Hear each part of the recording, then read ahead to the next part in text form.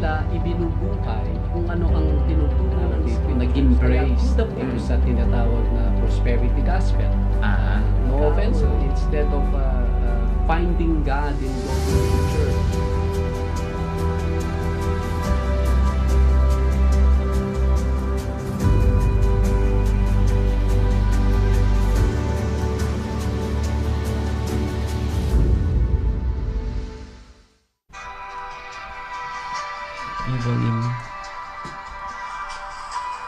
Hello, welcome po sa ating programang The Bible Kape.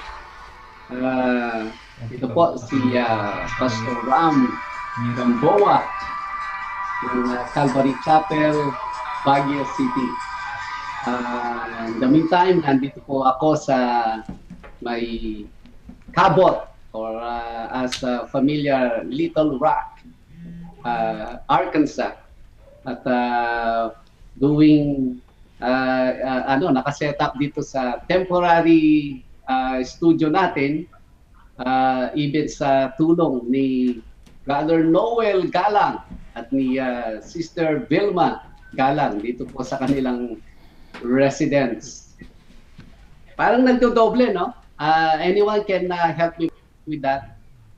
Yes, I think it's fixed already na po, Pastor. Kanina hindi lang po na-off yung volume ng cellphone.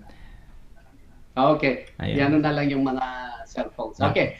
Again, dito po tayo sa Arkansas, USA. At salamat sa technology, salamat sa ating mga engineers, even si Engineer Oliver, Engineer Theo, who are helping us to make this possible, lalong-lalo na sa pangunguna ng ating Sir Errol Kape. Salamat po, Sir.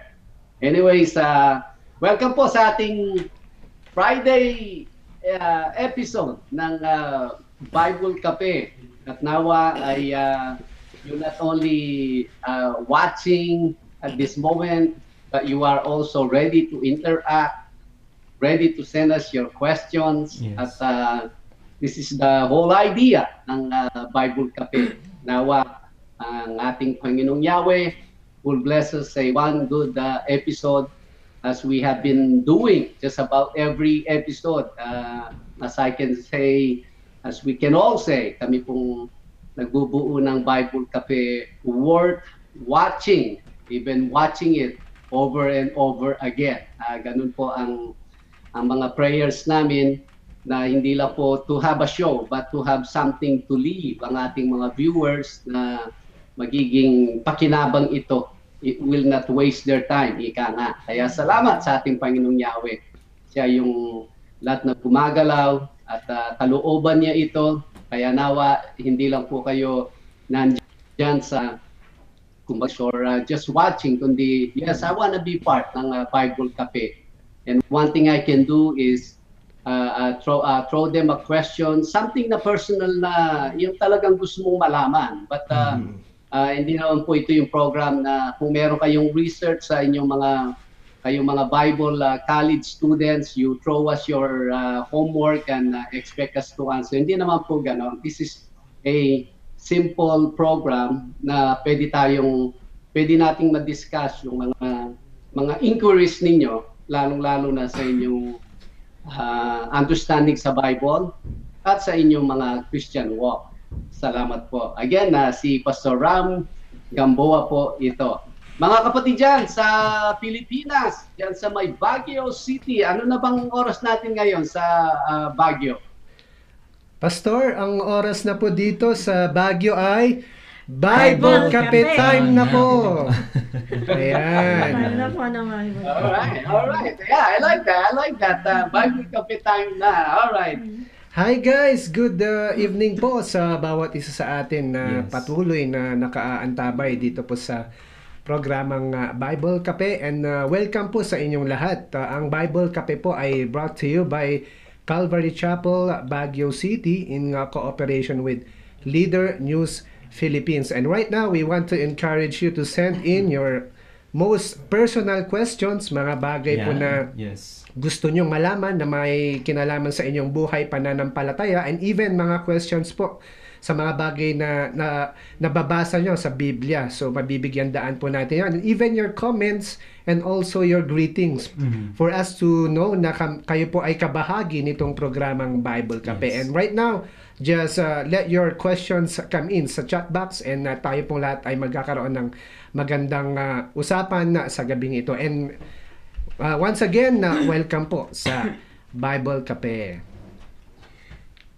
Good evening po at welcome din po kayo at sa Bible Cafe po. Ako si Sister Wilda po. Yan, at ito naman po si Brother Andy. Lahat po ng mga kapatiran, I would like to greet sa mga nanonood po ngayon, even mga kaibigan, mga kamag-anak. Isang magandang gabi po. Magandang araw naman dun sa mga ibang mga kaibigan po natin, ibang mga kapatiran na nasa ibang time zone or nasa ibang bansa. And like what Brother Dennis mentioned po kanina, we would like to invite you to join us, interact with us if you have questions or inquiry about the Word of God or about your Christian walk. This is the right time. Ano po, kung wala po kayong ginagawa, this is the right time for us to talk about those queries that you have in your mind about Christian walk and about even the Word of God itself. Even tonight, sa ating pong pag-aaralan, we will going to have our Proverbs of the night. Dito po sa Proverbs chapter 5, verses 15 to 23, no? Or Proverbs of the day, doon naman sa mga kapatiran po natin na isa na sa ibang time zones. At ito po ibabasahin sa atin ni Sister Wilda, ang Proverbs 5, beginning verse 15 to 23. Ayan. Ready na natin ang ating basahin at we will read in Proverbs 5 verse 15 up to 23. Drink water from your own cistern, running water from your own well.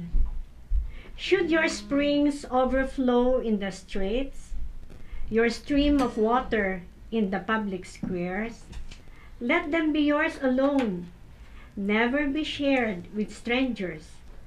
May your fountain be blessed, and may you rejoice in the wife of your youth, a loving doe, a graceful deer. May her breast satisfy you always. May you ever be captivated by her love. Why be captivated, my son, by an adulteress? Why embrace the bosom of another man's wife? For a man's ways are in full view of the Lord, and he examines all his path. The evil deeds of a wicked man ensnare him. The cords of his sin holds him fast. He will die for lack of discipline, led astray by his own great folly. Ayan, salamat po. Alright. Thank you, Sister Wilda. Yes. Alright. Salamat, Sister Wilda, for reading our Proverbs of the day. Excuse me. Sige po, let's look at it line by line now that we have this segment read by Sister Wilda. Kung mga naka-online ngayon, we see you. We thank you. We appreciate your watching our program. After ng ating Proverbs of the day, we will have all the time to greet everyone. But we all see you. Number one, ay salamat po. You continue to follow and watch ang programa po natin. Dito sa verse 15, ang sabi po niya, drink water from your own cistern and running water from your own well. Ang huli po nating napag-usapan dito, last Wednesday episode, ay ang isang young man not to venture in having some relationship, even sexual, sa mga immoral woman. And so now Solomon teaching young men, teaching us na to find contentment to your wife, to one you have. Hindi yung you wanna taste the other cisterns. Ang mga cistern po, ito yung mga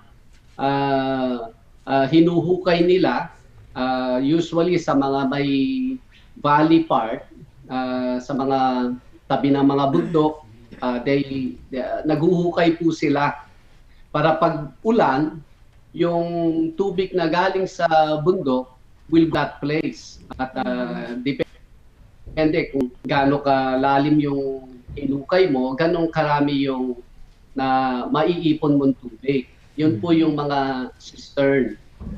Ang sabi niya, drink water from your own cistern. Siyempre, ikaw ang naghukay dyan, ikaw ang nag-prepare, tapos pag umulan, nandyan ang tubig. Hindi yung may tubig ka na dyan, gusto mo rin matikman yung mga hinukay ng mga ibang tao. Drink water from your own cistern and running water from your own well. Alam naman natin, yung well ay yung mga balon o yung mga spring wall, sa'yo yun eh. Huwag mo nang try pa yung mga water source ng mga ibang tao. And yet, hindi naman po tubig ang tinutukoy ni Solomon dito, as we will see sa progress ng segment na ito. Sabi po niya sa 16, should your fountains be dispersed abroad? Streams of water in the streets? Let them be only your own. Let them be only your own and not for strangers with you. Ang tinutukoy po niya dito, 16 and 17, yung sa mga other cistern na mga well, ay don't have them. Don't even think about having them. Ito namang sa iyo, gusto mo ba na ito'y ma-scattered abroad? Gusto mo ba ang ibang tao makinabang din dito sa what you have? Of course, ang tinutukoy natin ay ang asawa. Mainly, in the right context, ikaw na doon mo. Ang una niyang verse, sa verse 15, ito'y commandment. Ang klarong commandment po dito ay thou shall not covet. Thou shall not desire that someone it's not yours. Di po ba? And then yung 16 and 17 now, there is this, you should set in your mind na your wife should be yours and yours alone. Keep it. Kumbaga, you don't want your wife to be involved in another man. Of course, alam natin yon. And yet, meron pong responsibility naman yan. Kung alam mo, your wife is involved in some kind of work or nasa workplace siya na eventually she might ended up having a relationship with other people. We should know that. Kaya sabi niya, gusto mo bang mapunta siya sa mga ibang tao? Would you like other people would have relationships sa iyong wife? Obvious ang answer po dyan, alam natin. And then sabi po niya sa verse 18, let your fountain be blessed and rejoice with the wife of your youth. As a loving deer and a graceful doe, let her breasts satisfy you at all times, and always be enraptured with her love. For why should you, my son, be enraptured by an immoral woman, be embraced in the of a seductress? Dito po, ang sinasabi niya, your wife, siyempre, yung immediate context po, your wife, you should find satisfaction, contentment sa iyong wife. Hindi yung you're starting to be satisfied sa iyong sariling wife and then you're now venturing to another one. Obviously, available na other one, mga immoral woman. So you know what will be your destiny or outcome if you will venture that way. At yun po yung pasimula ng chapter na ito. Somewhere no good. Somewhere na pahamak ka, madidrain yung resources mo and everything. But the safest ay yung keep your own wife and let yourself be enjoyed sa mga to her. How can you do that? Kasi ito po, hindi niya detail how to do that. Meron siyang what to do, yung how, hindi po siya detalyado. Well, number one, to keep your wife, to be satisfied with your wife, number one, protect your mind that this is your only one. Do not venture na, parang nawawala na ako ng gana sa kanya. Now you're venturing outside. That's one way you can protect yourself. Number two is make your wife the woman that will satisfy you. Merong obligation dyan. Ang obligation is keeping your wife na beautiful as she is. She should be more beautiful every day passes by. Ano pong gagawin natin? Meron pong isang, I believe movie ito eh. Meron pong isang movie or isang kwento na itong mag-asawa, they wanna divorce, maghihiwalay sila. Pero they don't wanna, ayaw nilang maghiwalay in very, very bad term. And then nag-usap sila for the sake of their children. Kasi ng babae, ang lalaki gusto niyang humiwalay. And then ang sabi ng wife, sige, I will agree sa iyong term, pero just pagbigyan mo lang ako. And then ang sabi ng asawang lalaki, what is that? Sige, just treat me like a queen for the next 30 days. I will agree sa gusto mong gawin. So yon, he treated her like a queen for those days. And guess what? Treating the wife as a queen, special and everything, nag-iba ngayon ang countenance ng babae. And then yung love ng lalaki sa kanyang wife starting to reignite, yung parang now he has a different approach sa kanyang asawa. So what happened there? Actually, the wife will become kung ano yung ng asawa. So if we want to see our wife na loving and we're always attractive sa kanya, we have things to do. Treat her right, ika nga.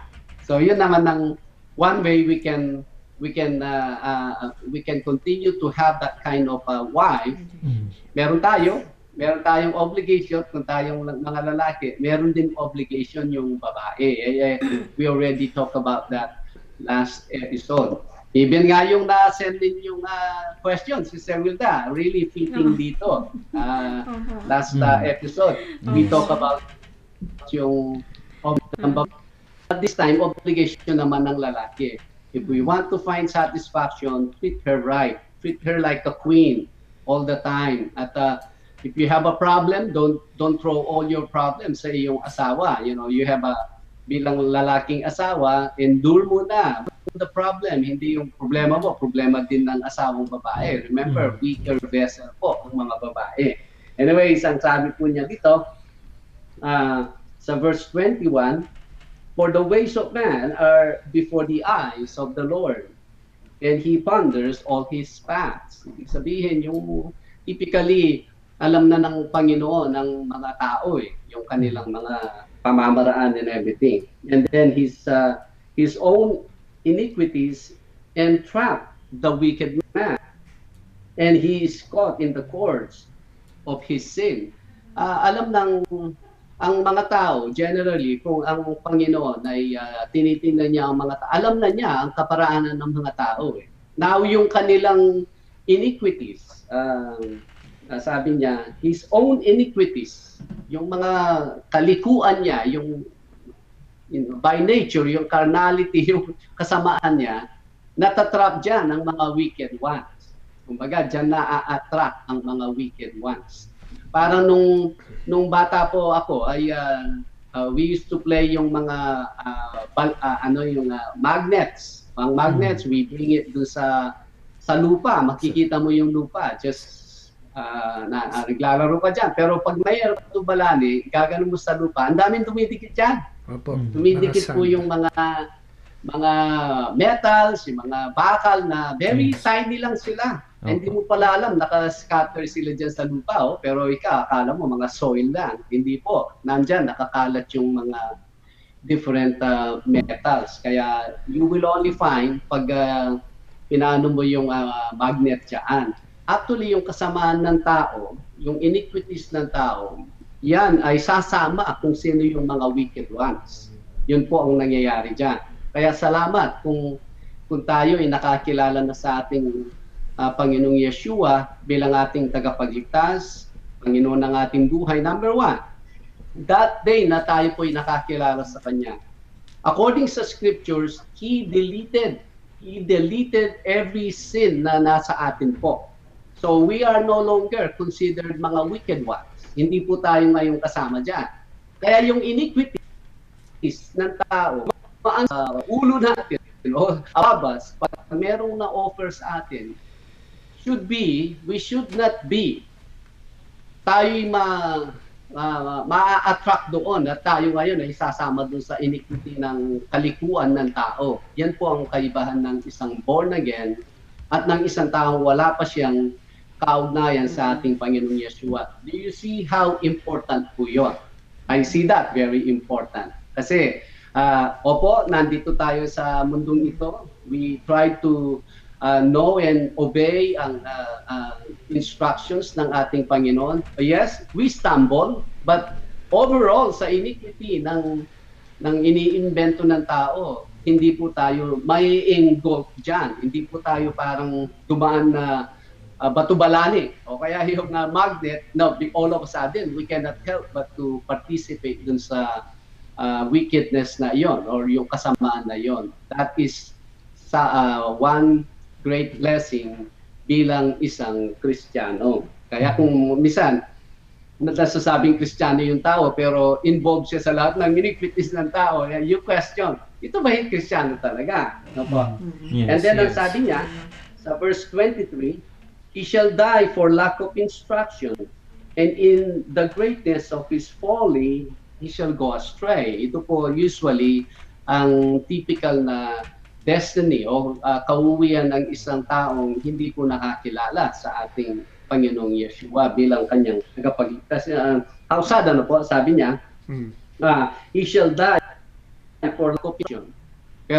When you share the Bible, when you tell them about the Word of God, parang mga arrogante silang mga kung sino, so prideful. No, I don't need that. Pero ang katotohanan, that is the only one that can keep them from damnation, that will keep them from the void, perdition, na kind of yung destiny sa buhay na ito. Pero salamat sa ating Panginoong Yahweh dahil He gave us instructions. Salamat sa ating Panginoong Yeshua because He pulled us from being wicked into righteous. Kaya even the book of Romans, sinasabi niya, bago tayo nakakilala sa ating Panginoong Yeshua, tayo, ang members natin, nagagamit ito sa kalikuan, sa kasamaan. But now that we are born again, now that we know Christ, now ang ating miyembro, nagagamit yan sa righteousness. Yes. From slave of sin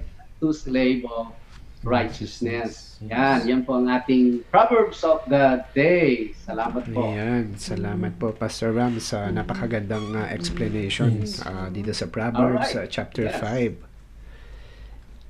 At dito nga rin po, Pastor Ram, Brother Fernan and Sister Wilda, ano po, like what Pastor Ram mentioned kanina, even read dito sa verse, where's that, 21, parang ang while Pastor Ram was explaining itong verse po na ito, what come to my mind is that it is really vain, kung tayo po ay nagpipretend or hiding something. And we think that, hindi ito alam ng ibang kapatiran or mga tao. And yet, lahat pala it's open in the eyes of God. Yeah. For example, we do something in the ministry, in the church. And we are pretending lang din po pala, no? And it's really sayang, kumbaga sayang yung ating panahon, because according to verse 21, for the ways of man are before the eyes of our God, or the Lord, and He ponders all His paths.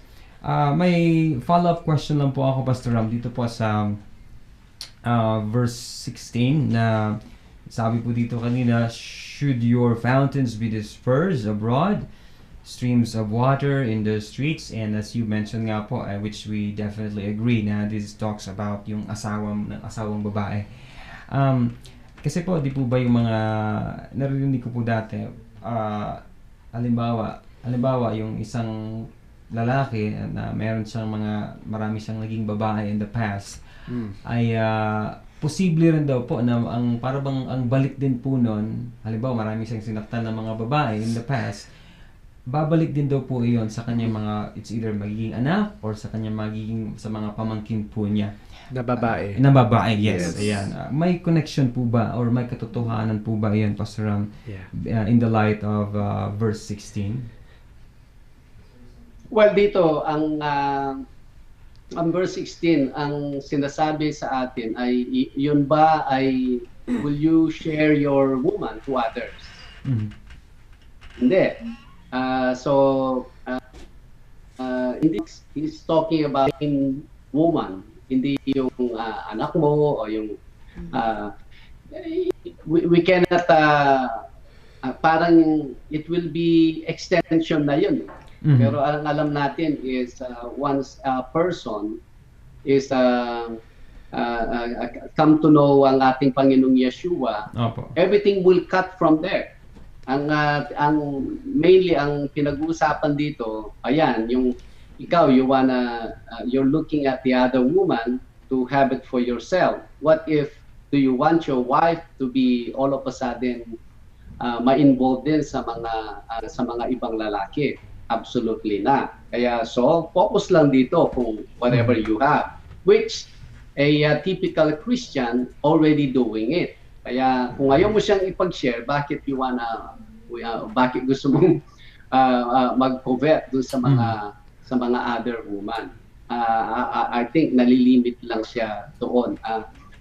You're talking about consequence ng Yes, but sometimes it doesn't work all the time. Kung siya ay babaero, ang mga lalaki, ang mga anak naman niya ay mga lalaki, then how can we apply naman yung bagay na yon sa taong ganon? But naturally or obviously, talagang babalik yung consequence kung ano man yung klaseng sin na commit ng isang tao. May ano po sa kanya, may balik, ano po? Yes. Opo, whatever that is. Pwede sa mga anak niya, pwede sa mga apo niya, or but remember, talking who do not have a relationship sa ating Panginoong Yeshua. Alright. Ako din, Pastor, balikan ko yung question ko last Friday, na ito ko din, na sabi nga na, Wednesday, na sabi niya, what causes a man to think the grass is greener on the other side? Actually, I don't believe na it is greener, kasi it is not within the band of a relationship that is ordained by the Lord. Pero palagay ko, Pastor, at ang isang mag-asawa ay there is a kind of yung parang halaman ba na ilagyan mo ng tubig, you have to there is an exchange, nurture, an exchange na hindi lang ang babaeng ang ng care na ganon, kundi both the husband and wife, para hindi sila maghanap or something. Ganun po ba, Pastor? Pastor, medyo choppy-choppy lang po ng konti. Opo. Ayan, medyo nawawala po ng konti. Choppy po. Alright. Ayan, that's better for now. Okay. Ang last episode, we talk about yung yung obligation ng babae, and this time obligation naman ng lalaki. Basta ang dalawa are focusing to, hey, we have no other partner in this life but to each other. Lalo na sa mga when you live together as husband and wife, ay ito madali pong ma-accomplish ito. Now, ang challenge ngayon ay ang mga mag-asawa magkahiwalay at magkahiwalay sila ng mahabang panahon. Yes. At marami sa kanila hindi pa sila exposed sa scriptures. Yes. Yan po na alam natin kung ano ang naging sad outcome niya, lalo na sa mga kababayan natin na nandun sa ibang bansa. Ibang bansa, yes, opo. Yung pong extramarital affair is I don't know kung ano po yung percentage, pero mataas po yung percentage ng extramarital affairs sa mga magkahiwalay na mag-asawa. Kaya ang mag-asawa talagang dapat they are next to each other. Sure, pwede pong mag-abroad, but don't separate yourself too long from your spouse. Kasi kung ikaw ay matiis mo, kung ikaw ay you can handle that, what is the assurance, guarantee na makapaghintay yung another party? Yun. Yes. Kaya nga, even from the 70s pa narinig yan po ang narinig nating 80s, 70s, yes, 70s and 80s. From that time, lalo na hanggang sa panahon po natin ngayon, yung pong yan ang nangyari sa maraming mga Filipinos na nasira po ang pamilya dahil sa wala yung time together to dapat you have to be together, you have to watch each other, you have to care for each other. Yun po ang design ng marriage kasi. Hindi po yung typical na arrangement. And yet, kayo pong mga nanonood na mga OFWs or manood video to, alam natin always a room to go back sa instruction ng ating Panginoong Yahweh. Yan. Ayan, Pastor, why is it, Pastor, na given yung mga binanggit nyo na they must have to know their end part sa part ng lalaki and even sa part ng babae, pero bakit po after ng marriage ay marami pa pong mga bagay na nangyayari after the marriage, knowing po na may mga counselings pa na nangyayari and to think na yun, parang wala sa kanila, para after marriage that's more than enough. After wala na silang nurture sa isa't isa, concentrated sila para palakihin yung mga bata sa mga cares of the world. So paano po natin may inject sa mga mag-asawa yung mga bagay na ganun, kasi wala na rin silang time na pumasok sa church and everything. So paano po kaya yun, Pastor? Ano yung the best thing na pwedeng mangyari? Meron po kayang parang counseling sa isang church para sa mag-asawa, or ano po kaya yung magandang dapat gawin? Wala nang mas maganda pa dyan. Kaya nga, yung tinatawag na Christian marriage, bago pa mag-asawa yung dalawa, they are already saturated and exposed sa instruction ng ating Panginoon Yahweh. Dapat, number one na yun. May mga foundation na ang bawat isa. Now, we're talking about if the person, after ng marriage, ay hindi naman niya alam kung ano yung kanyang scope of responsibility. Malaking problema talaga yan. And dito may problema. Dito may problema. Dito, ito tinatamaan to. Pero yung all the rest, we need to reshuffle. We need to reset everything. And one should come to the point na dapat patulong siya sa Panginoon. Unless ang person mismo ang gumawa nun, ay malabo ang solusyon dyan. Kasi people will only do things according to what is right sa kanilang, what is right in their own eyes. Kumpara mo naman kung ano yung instruction sa Bible, napakalayo. Pero ang dalawa pa, sa principles ni Yahweh, madali mo silang mapag-usapan. Sabihin mo, remember, bawa may problema, o remember dito, di ba? Sinabi ng ating Panginoon, oo nga po, remember, nung di ba, dapat ganito ang ayoko, sasabihin niya kasi founded sila dito. Pero ang taong hindi founded sa scriptures and then nag-asawa na lang, sasabihin niya, kasi tao lang ang nagsulat niya na gano'n na ngayon ang reasoning niya na Yes, you're po. already showing the solution, pero dahil hindi siya founded doon, founded siya sa kanyang pansariling kaisipan o kung ano yung mga nakita niya, nalaman niya sa kanyang mga parents o sa mga kakilala niya, basta ako, ganito yung pamamaraan ko, pero hindi naman base sa Word of God. It is really difficult to kumbaga to makialam dun sa mga ganong na klaseng marriages. Yun. Paano naman po, Pastor Ram, Thank you po.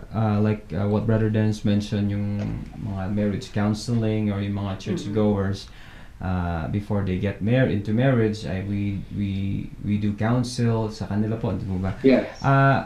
Kasi meron din po tayong naririnig ng mga yun mismo mga leaders sa ministry, mga preachers. There is even one in the US that he has a big church and yet he divorced his wife and then he married another one which is I think younger dun po sa kanyang asawa. Paano naman po yung mga ganun po na mga cases, Pastor Ram? Paano kaya siya nahantong sa ganun pong kalalagayan? Oh well, number one is you can be knowledgeable sa Bible but not having understanding sa all the knowledge na alam mo. Obviously, ang taong he actually believe kung ano yung admiration ng tao sa kanya. Yes. Kasi nakikita siya, marunong siya mag-preach at malaking congregation niya. So parang impressed ang tao sa kanya. So you actually believe that. Pero don't you know, ikaw ay when you look up, you just say one spared soul supposed to go to hell. In-spare ka ng Panginoon and every single day, you're that person sa harapan ng Panginoon. Parang nagkulang yung pagtingin niya kung sino siya before Yahweh, instead na-impress siya kung ano yung tingin ng tao sa kanya. So now, he can twist ang scriptures at to follow kung ano man yung kanyang mga carnal desire.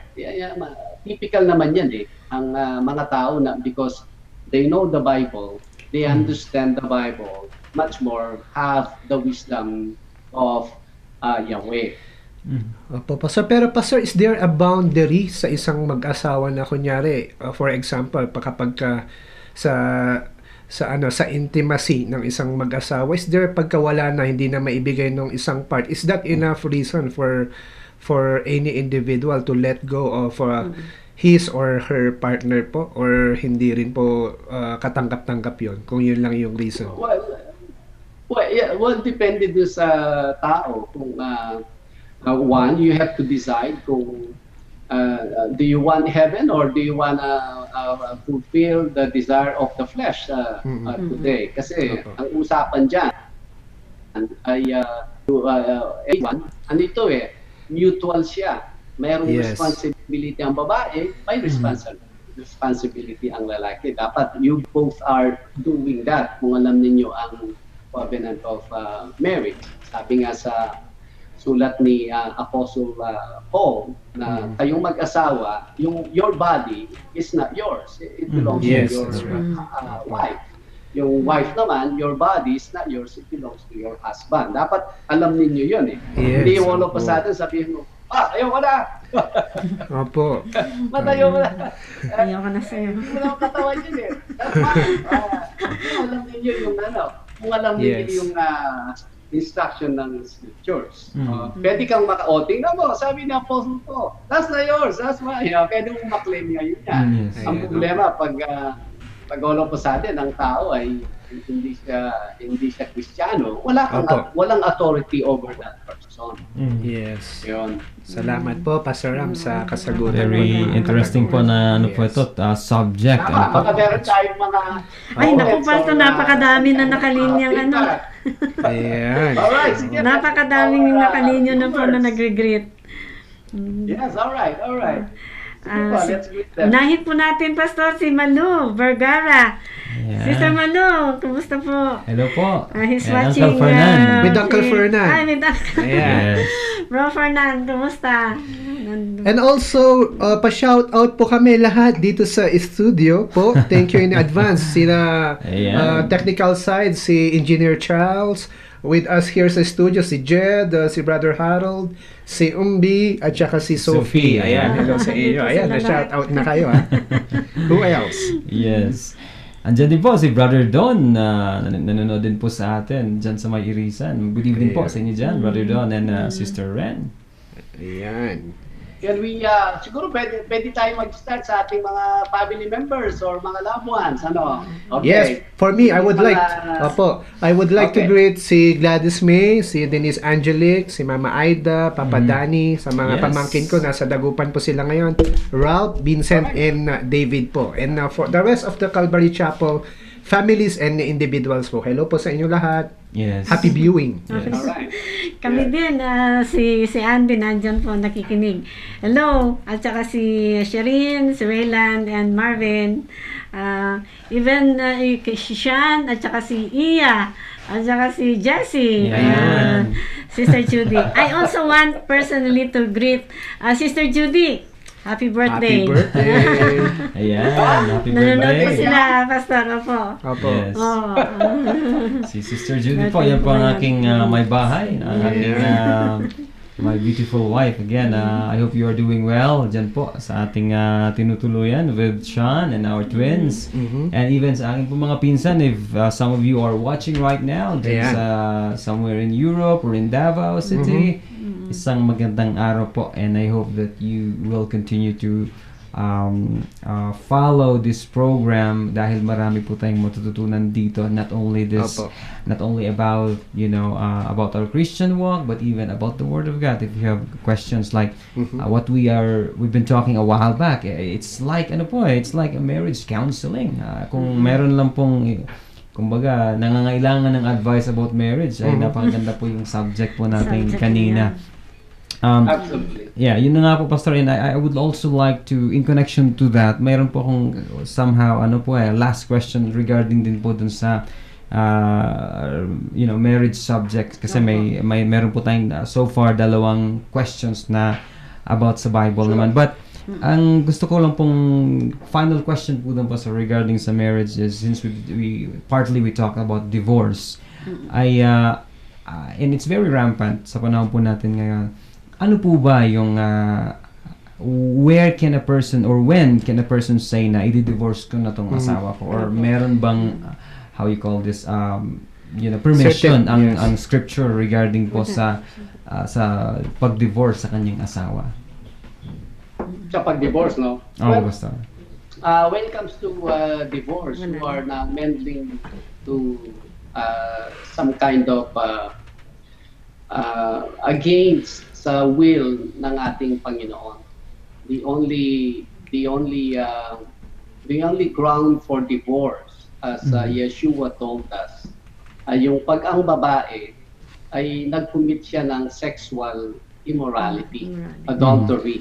Yan ay, that's the only ground. Yung babae And yet, po, Pastor Ram, yung babae. Yung babae. Yet, not because yung babae nag-commit siya ng adultery ay you immediately divorce her. Diba?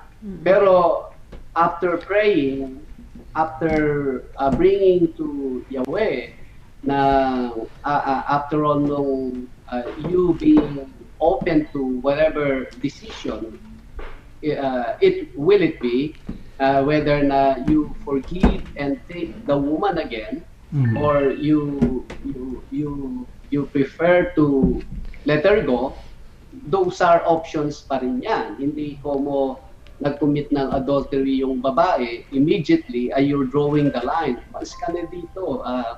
I don't think that's the Christian person. Ang Christian person is ito, mga major decision na. At kung nagkamali lang yung babae, nag-commit siya ng adultery, pero she was deceived na somehow na-deceive siya ng lalaki, at where will be the person be kung walang tatanggap sa kanya, at ikaw yung most candidate to restore the person. But to divorce someone, yun lang ang ground sa according sa ating Panginoong Yeshua na obvious, kumbaga plain, na sinabi niya, unless na ang babae nag-commit siya ng adultery. Yun lang. Pero pagdating sa mga lalaki, that should be a careful study naman. Yung lalaki nag-commit ng adultery or another relationship, ang wala pong clear na sinasabi ang scripture na ikaw na babae, i-divorce mo na siya dahil wala pong ganun eh. Kaya yan ay inuupuan niya ng mga Christian counseling. Dapat you really have. Kasi sensitive na when it comes to divorce. You are entering an action that against the will ng ating Panginoong Yahweh, because He designed that man and woman na they will find each other sometime in this life. Kung He separated before time, at ngayon He made them find each other sa kanilang same time frame, and then bigla na lang ba maghihiwalay yan. Actually, ang marriage ay ganun siya ka-precious sa ating Panginoong Yahweh. Because at one time, iisa kayo eh.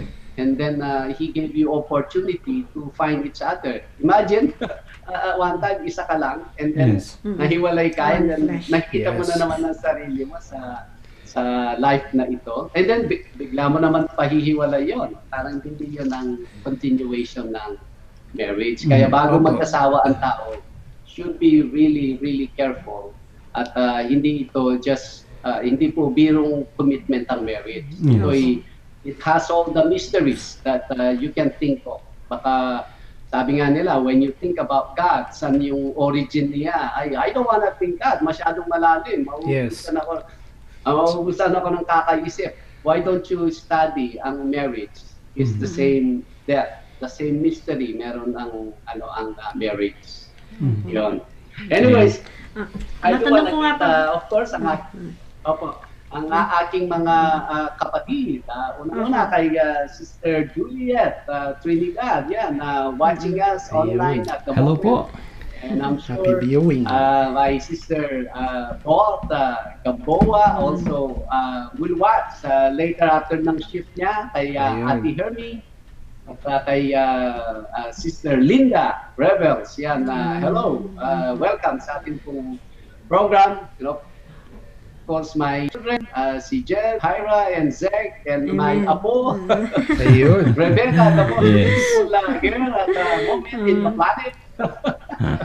Hello, and also si Raymond, my nephew, is watching us right now. Mon, kamusta? Maya pa abak. I want to mention, as I've said, special mention ng ating mga kapatid dito sa Cabot, Arkansas, ay Kuya Noel Galang and Sister Vilma Galang. Salamat po sa pagtanggap ninyo sa akin at even helping me set up this transient studio dito sa bahay ninyo.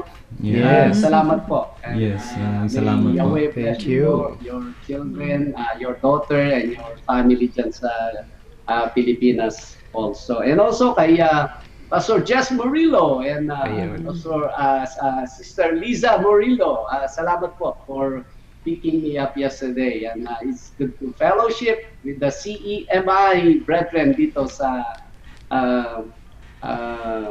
Little Rock or even Jacksonville, Arkansas. Salamat po. Greetings from the Bible Kape staff and with us all with love. Salamat po. Opo, si Sister Vilma Kayaban rin po ay naka-tune in or naka-viewing po sa oras na ito. Hello po. And also kay Brother Jonathan Bacani over North Carolina. Hello po. Ayan. So, habang binabasa po namin yung mga greetings, just send in po yung mga katanungan nyo po. And si Mama Aida Ulay, sabi po niya, good day, Pastor Ram. Hello, Sister Wilda. Welcome sa Bible Kape. And si Kurt Racine, yung ka-teammate ko po sa basketball, ay it happens na siya. Bro Kurt, kita tayo sa next game. And kay Justin Buhangin, sabi niya, hi Kuya Jed. Sabi ni Justin Buhangin. Si Sister Jasmine Panglao, yung asawa ni Pastor Anton, ay nanonood din po. And alright, yes. Si Sister Ana Villar Peralta, hello sis, kamusta ka na? Happy viewing. And Yes. sabi ni Brother Jonathan Bacani, good morning po, Pastor Ram.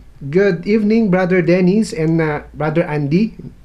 So blessed to see you po, Auntie Ninang Wilda, sabi niya. You are all great blessing indeed. Praise Adonai. Ayun. And regarding po sa usapan po natin kanina, meron pong comment si Sister Jules Trinidad. Sabi po niya, if I may add, there are 3 people involved in a marriage. The husband and wife and God as the head of the marriage. Yun po Yes. yung comment ni Sister Absolutely. Jules. Maraming salamat, Sister Jules, sa iyong napakagandang komento po. Also, si Sister Tanya, they are watching. Yes. Also Yes. for Right. Kuya Fernan, sabi niya, good evening, Pastor, Ayun. Sister Wilda, Bro Dennis, and Brother Andy. We miss you na po. Watching Kape with Sister Ren. Kuya, yes, yes. nimiss na Yes. ka na namin. Actually, si ano po ito? Si Brother Don. Don. Brother Yan, Don, si yan. Brother Don po Brother yan. Don. Yes, with Sister Ren dyan po yan sa may Irisan. Ayan. I would also like to greet ang aking pong tita, si Auntie Lorenza Jensen, dyan po sa, I believe, somewhere in Copenhagen, Denmark. Auntie, salamat sa pag tune in and hoping to see you. Tagal na po namin hindi nagkita ng auntie ko pong ito. Maybe 5 years or I think more than 5 years. The last time I remember was 2010. Kasi nga po dun siya nakatira. So, auntie, hope to see you again on your next vacation. Ayan. Meron So, meron sige po. pang addition kay Jules Trinidad. Ayun Hello, po. Monmon. Ayun. And I have a question about food. I've heard that we would not eat tilapia because they are being farmed. That's more harmful To people. To to people. people. Is that true? Alright. Sabi. Yes. Pwede natin pag-usapan yan. Are we Yes. done with the greetings? Yes. Si ano po, Sister Brother Minerva. Ver. Yeah. Yeah. Brother Ver. Yan, That's, Sister Minerva also naka-tune in din po ngayon sa atin. Sabi ni Brother Burr, actually is, hi Pastor Ram and also Pastor Jess. Sabi po niya, si Beatrice Ana Pala ay nanonood din po sa gabing Hello, ito. Bea. Hello, Bea. Yan. Si Edeline Yabut Oitas. Sabi po niya, Pastor, Yan. good morning po, Edeline. Pastor. God bless Bible Yes. Kape. Yun po yung sabi ni Sister Alright. Edeline Salamat Yabut. po. Salamat, Sister Edeline. Andyan din po si Brother or Uncle Moises and Auntie Lita. Good evening po sa inyo dyan. Ayan po, Auntie Lita, nabati po kayo Ayan, kasama. malapit lang sila dito actually. Hindi lang po si Uncle Moises. Yeah, so Brother Ver, welcome. Salamat sa panonood. Sana. Thank you for the consistent at faithful viewing ninyo every time naka-live tayo dito sa Facebook. Alright. Ito na ang totoong message ni Bro Fernan. The Word of God is the ingredient of a stable marriage. Without it, it is a marriage full of conflict. Wow. Kuya, Very, totoo po yun. very well said. Uncle Fernan, we miss you dito sa studio. Yes. Well, without the Word of God, there is only half full conflict. But but without the Word of God, it's full of conflicts, di ba? That's right. Pero kung di mali ko ng conflict ang marriage. Yes. Opo. Kasi iba yung upbringing ng bawat isa and one wants to each other wants to mold the other person just like him or just like her. Yan ang malaking problema sa marriage. By the way, si Chef Ronnie Guillermo is also watching us. Chef, Maya Paabak, naimbag na ano sa umaga? Si Wilda. Naimbag na bigat. Naimbag na bigat. Ayun. Naimbag na bigat, Chef. Kasi Ilocano Kapampangan, Tagalog, hindi si Chef eh. Kaya dami niyang alam na salita. Maya Paabak, Chef, please say hi kang Ate Gigi. Yan, kaya Pelis Pagdulagan is also watching us. Yan. Mama, salamat po Welcome. for watching us even this morning. Kay Mina of Ban, welcome, good morning. At hopefully you are enjoying ang ating program even this Friday episode. Yes. Yes. Opo. Even po kay Sir Ronnie Guillermo. Yes. Sabi niya, share this to all our friends. Tama. Good way to start your day. Yes. That's right. Salamat po. So, Alright. yun po, Pastor Ram, no? So far, yung mga greetings po natin, I believe. And so, we can go back to dun po sa question kanina ni Ma'am Jules, kung mga farmed, yung mga tilapia, even yung bangos, ay harmful daw po ba ito? If I may say something dito po, Pastor Ram, no? Kasi, I think yesterday, I have a friend sa Davao na isa po siyang nurse. And partly, we talked about this. She said that it is worse actually than eating pork. Ito pong tilapia and bangus na farm kasi mas worse daw po ito. Yun lang po ang nasabi niya sa akin kasi yung kapatid niya may sakit, and so we talked about yung mga karamdaman. So anyway, mas worse daw po ito, Pastor Ram, sa pagkain ng karne ng baboy. Wow, interesting. Okay. Wow, ganun kasama, no? Opo, Pastor Yeah, Ram. I wanna add to that. I'm sure si Sister Wilda can share something also. Hindi Yes. lang yung tilapia. Maybe something that we can, share sa ating mga viewers. But before that, I wanna greet si Cory Guevara Olato. Sister Cory, magandang umaga po sa inyo dyan sa beautiful Las Vegas. Si Jerome Talikol, Brother Ayun. Jerome Giron is also watching us. Magandang umaga kay Brother Joseph Gonzales Reyes. Mga Hello. ang trios, namimiss na ni Brother Joseph ang trios. Brother Joseph, Brother Fernan, at si The Pastor Ram. original trios. Minsan nandiyan pa sa ating mga sulat dyan na tayong original trio eh. Opo. Kaya tinatanong ko nga kanina, kailan kayo mag-guest ulit dyan. Yan. Pagdating sa tilapia and bangus, actually, one of the dishes na I love to serve sa aking mga anak ay yung tinatawag na sinugno. I've learned that dish nung ako'y nag-workshop sa may Quezon, Lukban, Quezon. They prepared this dish na inihaw yung mga tilapia. After pagka-ihaw ay nagluto sila ng gata. Nilagyan nila ng luya. They place the inaga ng kumulo. Tinakpan nila ng petchay at asin, salt and pepper. Naku, napakasarap niyan. Kaya ang ginamit nilang tilapia na mga native, yung kanilang tilapia doon. So ever since I've been cooking tilapia for my children until nalaman ko ang tilapia dahil farm raised sila ay nandun lang sila sa isang stagnant water.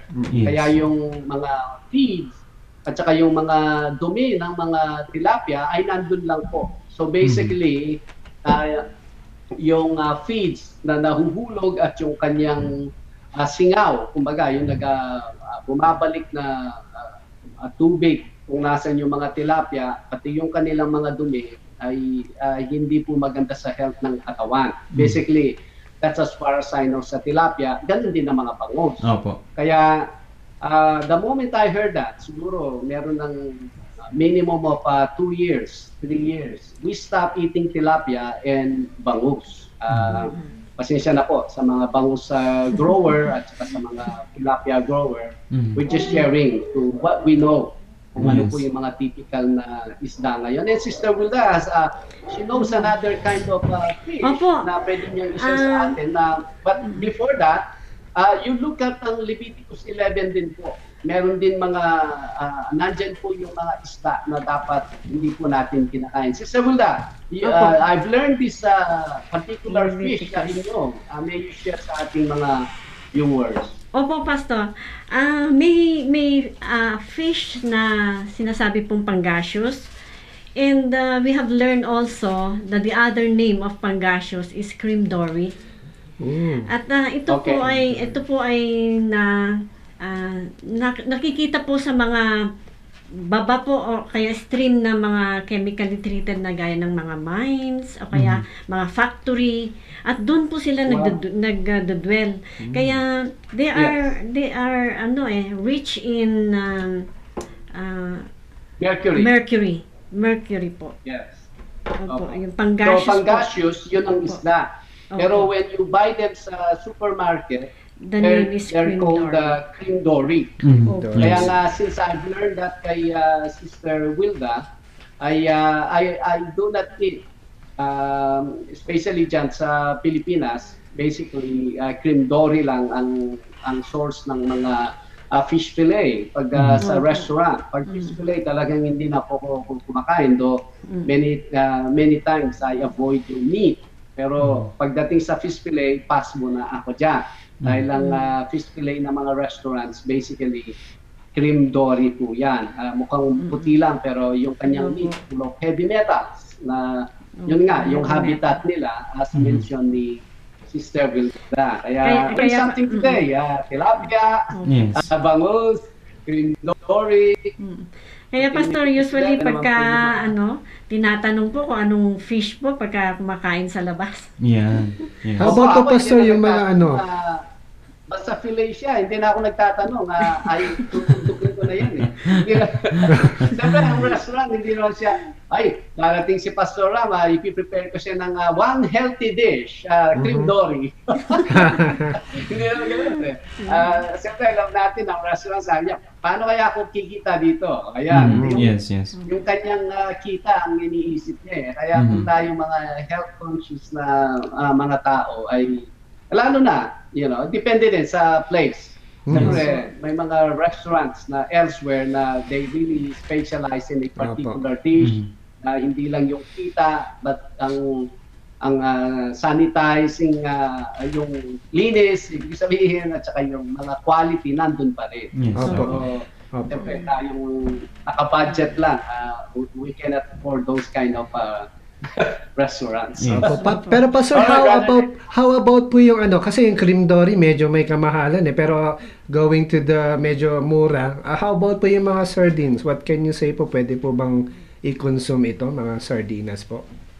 Sardines are basically food that were made for emergency situation. Yes, Bawa, you will go to war at walang magluluto sa'yo. You need the food that is, you just open it up and eat it with your rice or kung ano man ng you wanna accompany sardines. Kaya ganun din tayo.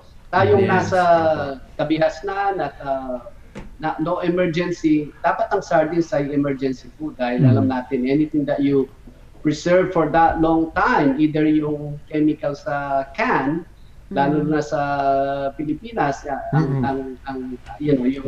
yung ginagamit nilang klaseng lata, many countries outside Philippines, they do not accept dahil nagli-leach yung chemical na galing sa lata. Imagine when you pour, noon nga, I do eat sardines, but very seldom. Pag wala nang pag-uwi ko, wala pa lang pagkain sa bahay, I only have rice, magigisa ako ng sardines with alugbati or some gulay para mabalance yun. But before, inuhugasan ko pa yan. Pero imagine, i-dump mo na lang, huwag mo na hugasan kasi yung nakadikit sa lata, basically nandun ang concentration ng nag-leach na chemical from the can. Emergency food ang mga yan. Basta nakadalato siya, avoid them as much as possible. Yes, for emergency po talaga dapat. Ayan. Dito po, Pastor Ram, Brother Fernan and Sister Wilda, I would like to read ito pong Leviticus 11 na nabanggit po ni Pastor Ram kanina. Okay. Siguro beginning verses 9 to 12 lamang po, no? If I may read po, Pastor Ram, itong verses po na ito. Dahil may kaugnayan po ito sa ating pinag-uusapan sa pagkain. Sabi dito sa salita po ng ating Panginoon, beginning, again, Leviticus 11, verse 9. These you may eat of all that are in the water. Whatever in the water has fins and scales, whether in the seas or in the rivers, that you may eat. Yung may kaliskis daw po. Yes, sure, may kaliskis nga po yung bangos at yung tilapia. Kaya lang yung kinakain nga po nila, yung kinoculture, yung mga, how you call this, hindi na siya natural. And then, sabi po niya sa verse 10, But all in the seas or in the rivers that do not have fins and scales, all that move in the water, or any living thing which is in the water, they are an abomination to you. They shall be an abomination to you. You shall not eat their flesh, but you shall regard their carcasses as an abomination. Whatever in the water that have fins or scales, that shall be an abomination to you. Kasi po, one thing I know ay yung ano ba, Pastor Ram, it serves as a protection, if I may right, di po ba? If I'm saying it right, yung kanilang scales. Scales. Absolutely. One, yes, it protects it protects them from heavy metals nga. Yes. Kaya yung mga walang kaliskis na even yung nasa, pag wala siyang kaliskis, full of heavy metals ang meat niyan. Ngayon, yun namang yung dalag, meron siyang kaliskis, pero wala siyang fin. Tama ba ang dalag? Wala po siyang fin eh. Wala siyang fin dito. Now, that is mahirap. When Leviticus was given, ang mga tao, they will be thousands of years pa bago maimbento ang microscope to really discover kung ano yung nasa meat. And yet, nandito ngayon ang ating mapagmahal na Diyos, even Yahweh, to guide ang mga tao. This is not just for us. This is from the people who first read nila ito. They don't know. Ito ay protection na para magkasakit. Kasi ang dalag ay carnivorous po ito. Hindi na carnivorous, ano siya, yung, ano po yung Sister Wilda, yung kumakain ng basura? Janitor fish. Scavengers. Scavengers. Yes. Salamat, Brother Andy. Scavenger po. Ang lahat ng, kung titingnan po natin, ang pinagbawal sa mga hindi dapat kinakain ng mga isda or animal dito, ay mga scavengers. They eat yung waste. Kinakain nila dumi. Ganon din ang dalag. Kaya one may wonder, ay yung dalag may kaliskis naman. Opo, walang fin. Anong kaugnayan nun? Yan ay madali mo siyang tingnan, ay walang fin to, ay hindi ko kakainin to. Ganon na lang, kahit hindi mo pa alam. Pero now, sa technology, sa mga gamit natin, sa modern time na nabubuhay tayo, now we know exactly why pinapaiwas ng ating Panginoong Yahweh ang lahat ng mga pagkain na ito. And so forth. Ay, ang dami naman bawal. No, not really. Maraming bawal. To compare ang pwede mong kainin sa hindi mo pwedeng kainin, baka wala pa po sa ano yan. Baka wala pa sa 5% yung hindi mo pwedeng kainin. Think about it. Wala pa pong 5% yung hindi niya pinapakain. Yung pinapakain niya, baka 98% yan, baka 99%. Pero ang tao, sabihin niya, ang dami naman bawat. Lista mo nga kung ilang klase yung isda. Baka po, ilang pages. Ito lang, ang pinasa lang ni Brother Andy, hindi, ibig sabihin, ilang pages, pero yung binasa natin, ilang verse lang. Didn't even occupy yung isang page. Pero ang tao, dahil kumbaga, gusto niyang ibaliwala ang utos or guidance ni Yahweh, sasabihin niya, ang dami naman pinagbabawal. Hindi, basahin, sige nga, ilista natin ang lahat. Ako, ang dami, 98% pala, pwede kong kainin na, it will be good for me. Pero yung 2%, yan, kinagay tayo ni Yahweh na ayaw mo magkasakit, gusto mo to have a long life, wala kang karamdaman and everything, those, you just have to avoid. Kasi hindi niya nilista yung pwede mo kainin. Why? Hindi, dodoblihin natin ang Bible. Ngayon nga, ganito lang ang Bible, hindi na pinabasa ng tao. Kung ililista niya yung mga pwedeng kainin, dodoble ito at least. Pero ang ginawa, just to simplify sa atin, inilista na lang kung ano yung hindi pwedeng kainin. Does that make sense, I hope? Pero sometimes, Pastor, ang commonly na reasoning ng isang tao, sasabihin nila, ito yung mura ito yung mura sa merkado, kaya ito yung bibilhin ko. Pero unknowingly, kapag nag-accumulate naman sila ng mga something na mga disease, mga sakit, sobra pa yung iaabono nila, igagastos po nila. Yes, tama. Ngayon kung halimbawa, kung ikaw ay isang simple at yun ang kaya mo, you Yes, pray Lord. to Yahweh. Mhm. Pray to Yahweh. Say, Panginoon, I also want to feed my children a Yes. decent kind of fish. Yes. You bless our family so I can buy yung mga maya-maya or something. Why don't you try that? As Yeah, simple as that. yes. Kung ikaw ay Kristiyano, our Father in heaven, He owns everything of this Amen. of this world. Hindi yung you think mahirap ka at sige hanggang mamatay ka, yung hindi ka na pwedeng kumain dun sa mga fish na pinakain ng ating Mhm. Panginoong Yahweh. Don't you challenge, Ama, I wanna feed my family Mhm. a fish na pinapakain mo, and yet I do not have that budget. Would Yes. you bless me? Would you help me? Apo. Tingnan po natin kung anong solusyon. And then you just comment lang dito sa Bible Kape because alam ko na sasabihin mo, yes! Yes! Tama ka, Pastor! At tingnan mo, tumama ako sa lottery. Tama po. Hindi sana ganun. Yung, Speaking of lottery, yes, Mr. nag-iba Chua. talaga! Anyways, ayan, naka-online na ang Oh, Pastor. Opo. si Fernan Gamboa. Napakadami po Welcome. nag-greet. Dami na. I know you're gonna be online anytime soon. All right. Ayun, Pastor, mga naka-online rin po, yung mga pinsan ko, si Casey Lindsay, siya po ay isang chef din dyan sa Farmer's Daughter. Ayan. And kay Kimberly Noblesa, dyan sa May Irisan, sila auntie ko din nanonood. And also kay Alj Callejo Cabuco, dyan sa May Middle East. Hello, Insan, kamusta na nga po kayo dyan? Yes. Happy viewing to everyone. Pati si Sherin. Hello, Hello Sher. po, Sister Sher. Chika. Hello. Opo.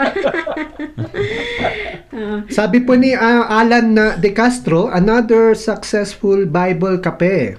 Praise Yahweh. Yun po yung comment ni Yes, Brother ayan. Alan De I Castro. was, kasi siniset up namin ito last night. I was messaging with Brother Alan De Castro. Brother Alan, salamat again for having time with us Opo. last night. Salamat sa iyo. Sister Minerva din po. Good Ayun. evening from Baguio. Yan. Pastor. Hello po sa inyo dyan, Hello. Sister Sister Minerva. Minerva. Yan. Yan, Si going... Angeline, nag-greet na po ba? Si hindi pa po. Sabia. Ay, hindi pa po, Diyan sa Pastor. Concepcion, Tarlac, kapatad, Yes. Maya Pabengi, kaya you can. And please give regards to all Yes. brethren dyan sa Calvary Chapel, Concepcion, Yes. headed by Pastor Mike Yes. Navarro. Yes. Si Caroline, naka-online din. Yan. Opo, si Caroline. Give regards kay Brother Ali. Ali. Yes. And let's pray na the place is ready for us. Let's have meeting tomorrow dyan sa Sabat. At let's talk about yung ating plan sa ating possible new location ng ating sanctuary. Ganon din kay Yes. Sister Kimberly Noblesa. Hi, Kim. Ayan. Magandang gabi dyan sa inyo. Sa amin dito, ng liwanag.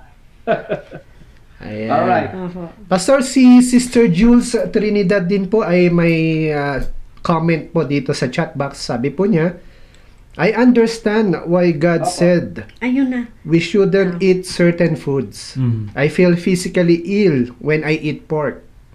Also, a lot of people are taking anti-cholesterol meds because of their poor choices of food in the past. Mhm. Our Father knows best for His children. Praise Yahweh. Yun po Amen. yung sabi niya, Amen. Pastor, si Praise Sister Yahweh. Jules Yes. Trinidad. Praise Yahweh. Absolutely. Yan ay, especially yung medicine po na anti-cholesterol.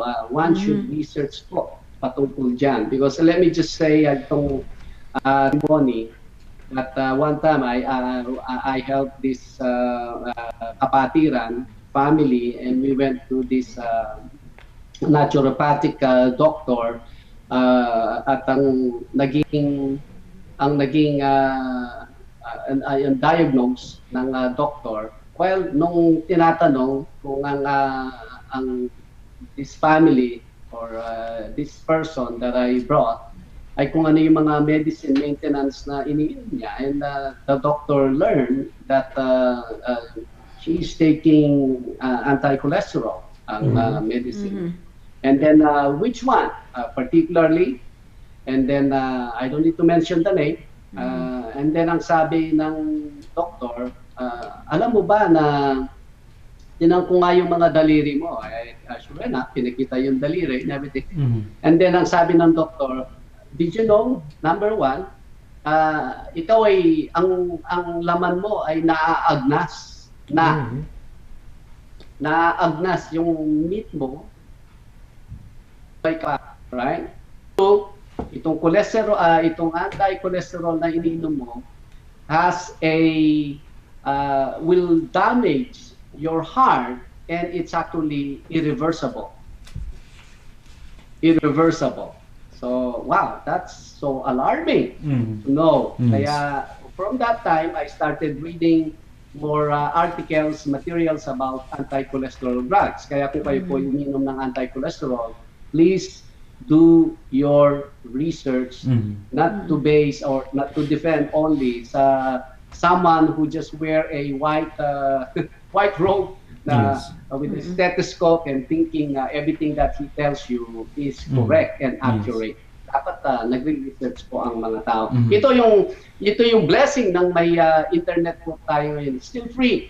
Free pa po. Dahil one can actually research on his own at malalaman niya. It's always two sides. Usually yung mga nagfa-fan, nagbibigay ng pera sa media, yan po ang nasa media, at itong mga talagang they're talking about health na isasantabi po yan. Dahil alam natin sa buhay na ito, yung mga well-financed na lobbyists, sila po yung napupush yung agenda at they sound right, pero ang katotohanan, no, they only finance right.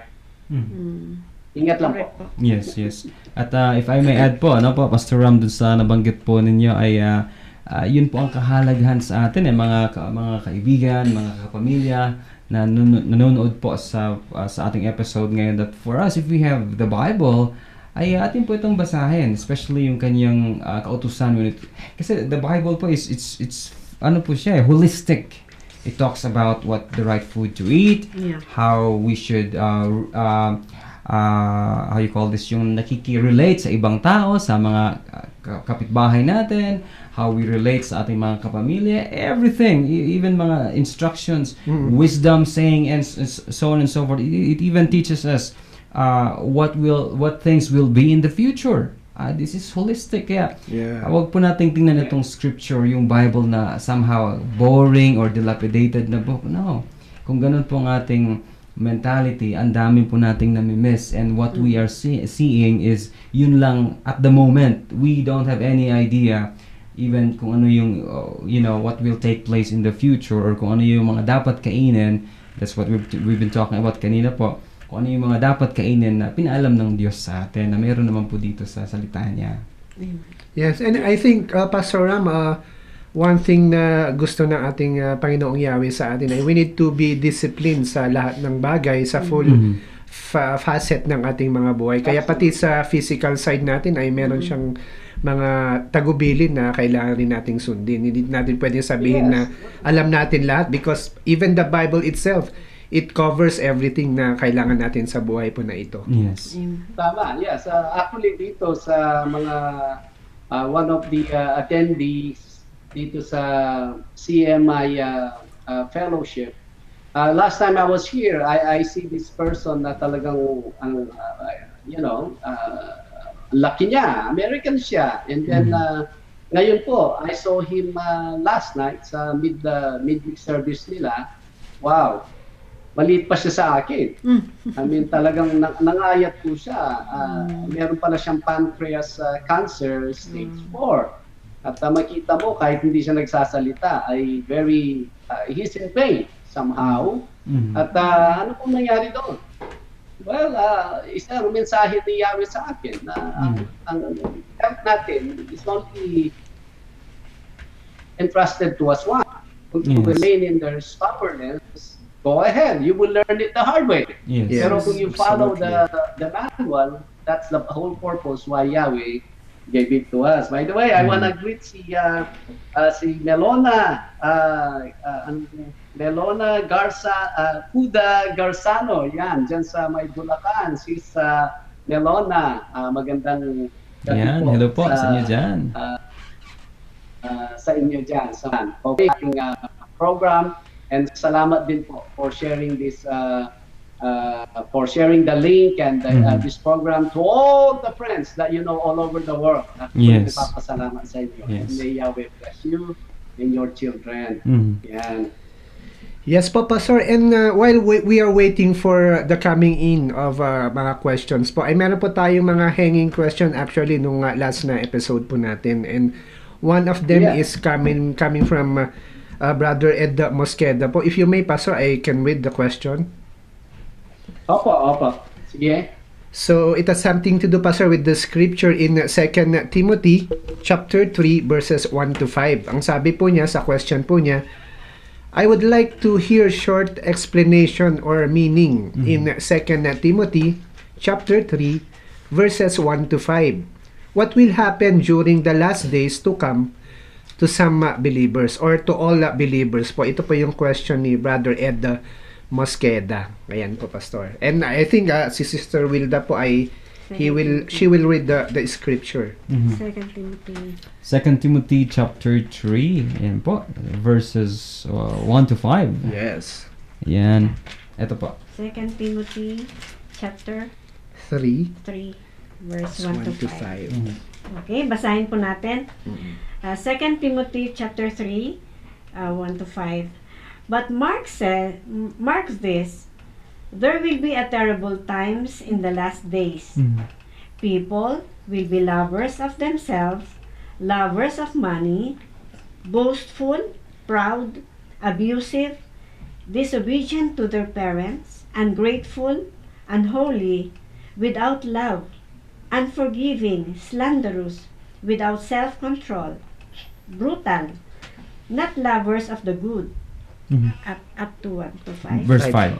Treacherous, rash, conceited, lovers of pleasure rather than lovers of God, having a form of godliness, but denying its power, have nothing to do with them.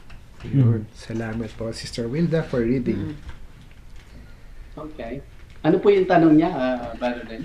Ang tanong po, Pastor, ni Brother Ed is brief explanation pero medyo mahaba-haba po. Pero ang second na follow-up po niya is ano daw po yung mangyayari sa mga believers.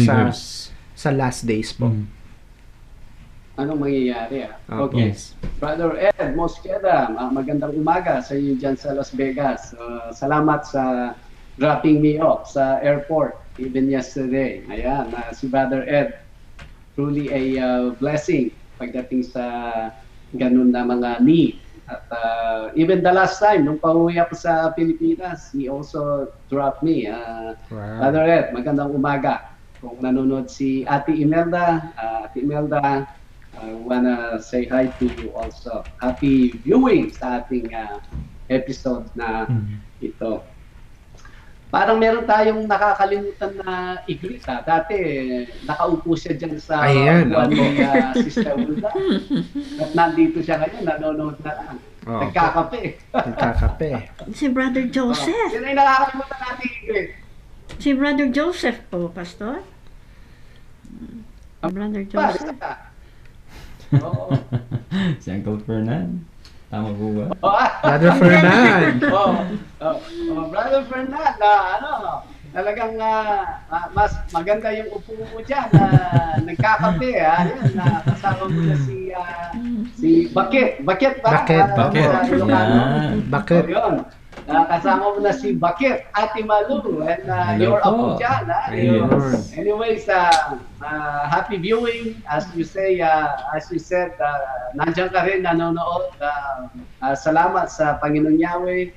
Granted you a safe passage even all the way to Sacramento, California. Yan, medyo pahinga mo na dyan. Alam ko, ang mga iniisip mo, paano na kaya yung natapos na kaya yung Yes. Anyways, Yahweh makes a way to give us rest. Yan. Consider it your Sabbath. Yes. But anyways, ang tanong ni Brother Ed, ano daw yung kalagayan ng mga Kristiyano or brief explanation nitong binasa mga verses ni Sister Wilda, even from 2 Timothy chapter 3 verses 1 to 5. Actually, ito ay the last time I did a study sa scripture, a realization that what Apostle Paul is trying to forewarn ang mga Kristiyano sa mga mabubuhay sa end times, kasi ang beginning ng verse 1 ay ito'y mangyayari sa end times, and we know we are living in that time. And then ang daming mga klaseng mga ugali, character ng tao na sinabi po dito, beginning verse 2. Opo.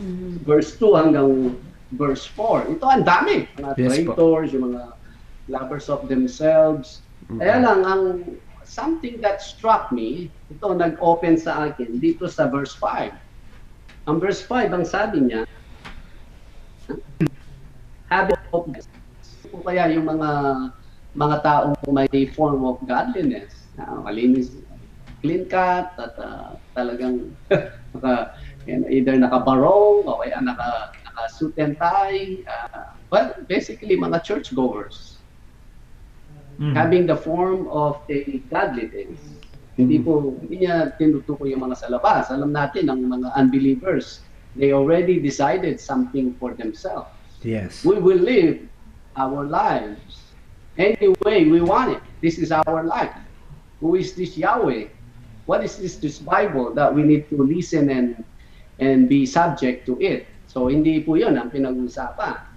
So hindi rin po 'yon ang mga pinag-uusapan from verse 2 to verse 4. It's talking about people who have a form of godliness. Would you believe that's that these are the people inside the church, not outside the church? Yes. Kasi outside the church, people been like that from the beginning. Di po ba? Kahit sa Genesis chapter 6 pa lang, nandun na ang what is the ultimate outcome ng tao. They would be so corrupted because the carnality always overtake sa kanilang mga buhay. So we're not talking about mga non-church goers here from verse 2 to verse 4. We're talking about people who come to church because they have the form of godliness. Sabi niya sa verse 5. So hindi pa po nag-iba, hindi pa nag-iba yung context or setting. That means he's talking about the people from verse 2 to verse 4. Hindi lang natin nakikita panlabas, but inside, these are the people. They're traitors. They're brutal. They're headstrong, mga mayayabang. They're lovers of pleasure rather than lovers of God. Pagdating sa verse 5, having a form of godliness, but denying its power. Ano po ang power ng tinutukoy dito? The grace of God. Because the grace of God, that's the power for us not to be verse 2 to verse 4. Pero they refuse. They don't want the empowerment of God for them to have a transformed life.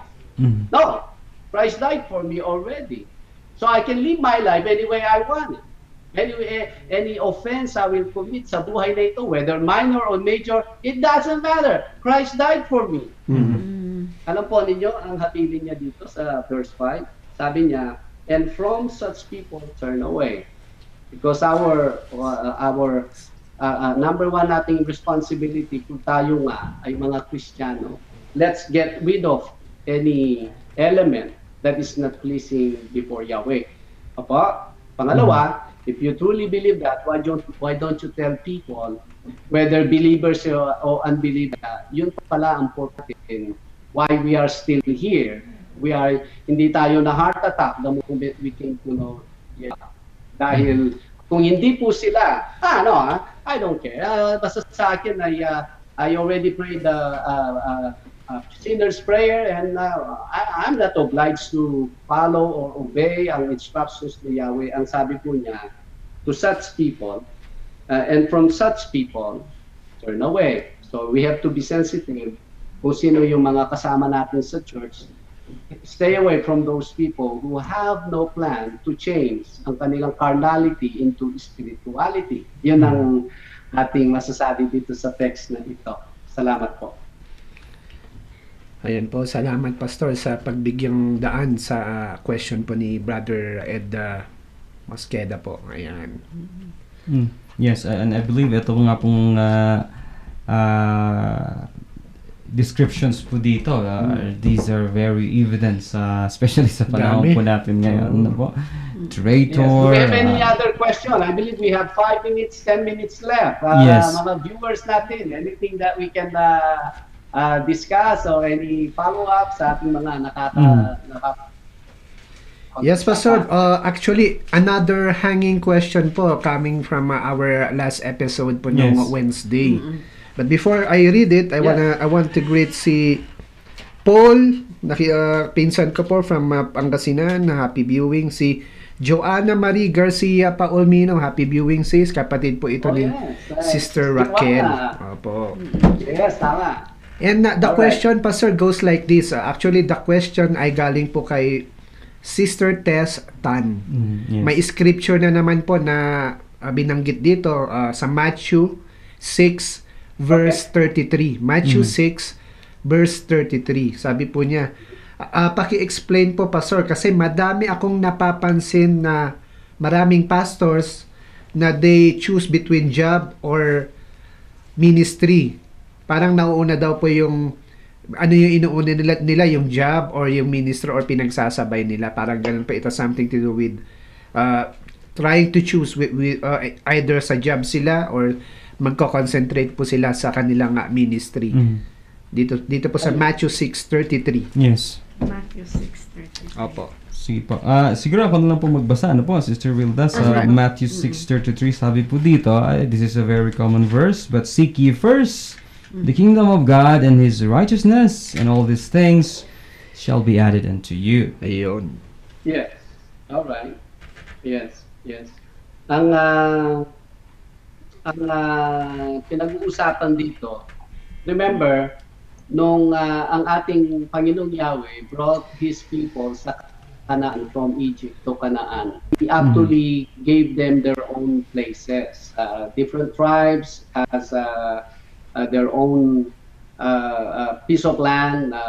Doon sila titira and everything, and they have the law. They have the Torah of Yahweh, and they have to be content sa what is inside the land, because inside the land you're provided, you're protected, and you're being watched constantly by Yahweh Himself. That's why yung tabernacle ay nandoon at ang kanyang presence ay nandoon. That's a guarantee.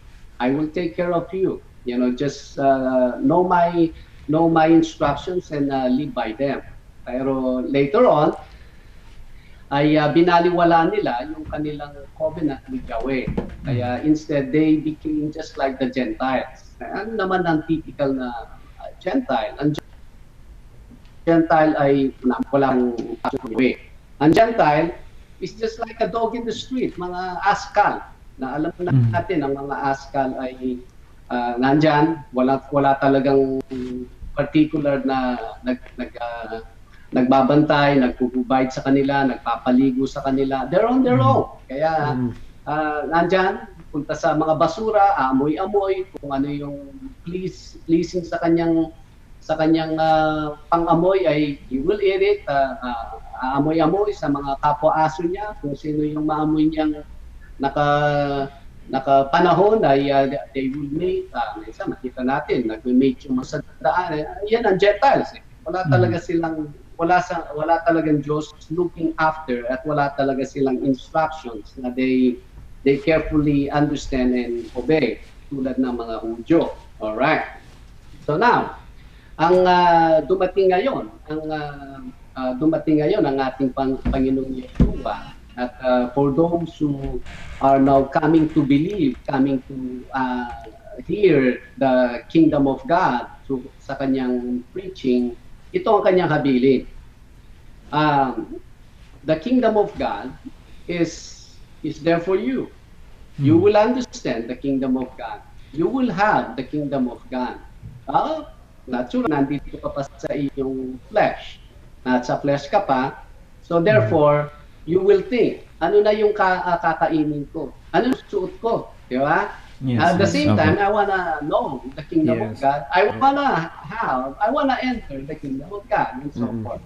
Itong habilin niya, sabi 33, seek the kingdom of God, His righteousness. Seek. Hindi po yung seek na you go to no. You go to Sunday, after Sunday, you read your Bible. Yung sabi ni Pastor, ano yun sinabi niya ganito, you seek. That means you are really desiring it. Hindi yung nag-attend ka ng 1 hour, 2 hours na sa church, and then you go home. You forget everything na yung, okay na, next Sunday, attend naman ako. That is not seeking. That's too far from the description na seek. Ang seek ay you really wanna know, understand, and you wanna live your life according sa kanyang tinuturo. That is the kingdom of God. Paano na yung mga isusuot ko? Ano na yung kakainin ko? Hindi ka naman tama, di ba? And all these things shall be added unto you. Ang problema sa mga Kristiyano, ang problema sa atin, let me include myself, we wanna wear clothes more than what we supposed to be wearing. Yes. Mm-mm.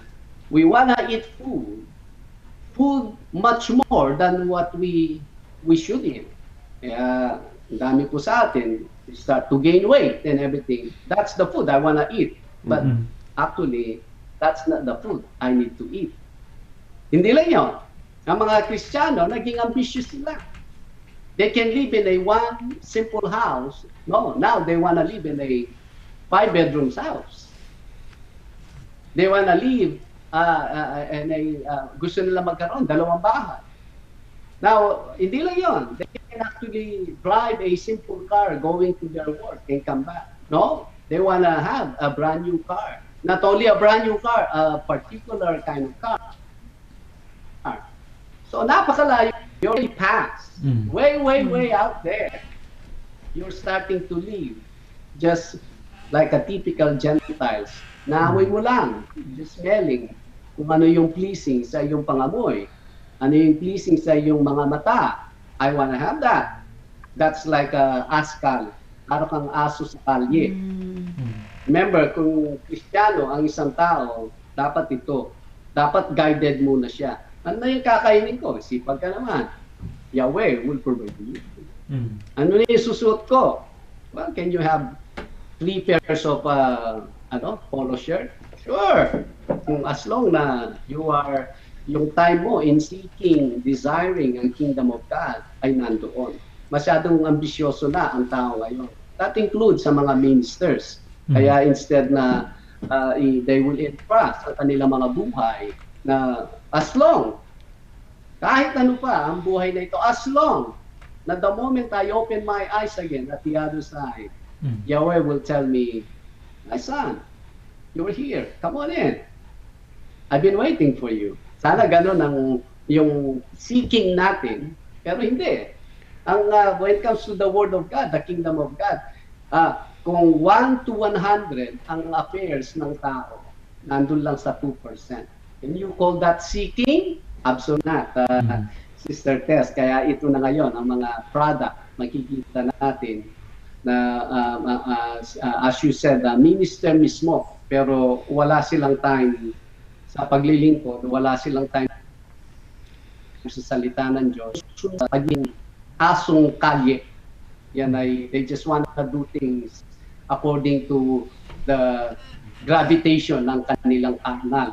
Yun ang Matthew 6:33. Ayan po. Salamat po, Pastor Ram, for that wonderful answer po sa question. Pero, Pastor, it has something by the to... way, sing it po.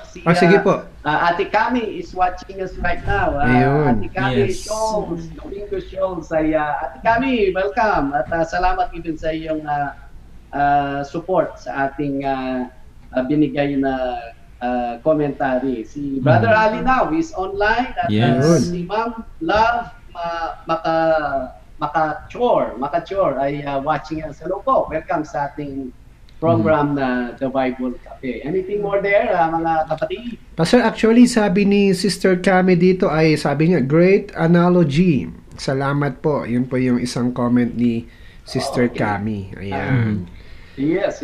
Meron din Salamat dito po, sa Sister Kami. Branden, si Noyce Oleyak Lowap.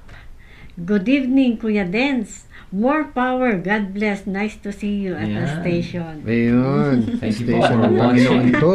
Hindi sa amin. Nice pala Yes. eh. And Pastor, it has Yes. something to do po ba yung yung as a Christian, are we not exempted kung ano yung minomold ng secular world na ito or nung mundo na ginagalawan natin? Absolutely Or not. we have Absolutely something not. we must have to separate ourselves. Pero parang sa panahon po ngayon, parang sometimes hindi mo na ma-distinguish kung ang isang tao ay Christian or not. Sad to say po.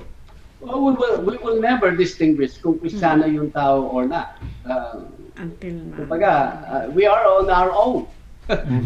kung if they wanna be real, God bless them. If they don't want to be, that's not really our issue. Ang number one nating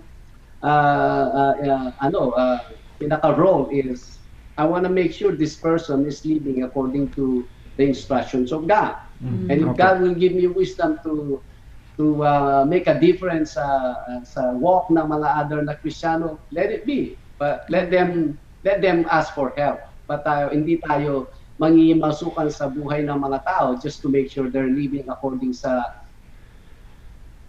Panginoon. Mauubusan tayo ng panahon. That takes a special gifting from Yahweh. Basta individually, dapat alam natin, we are tunay tayo before Yahweh. Yun ang ano natin.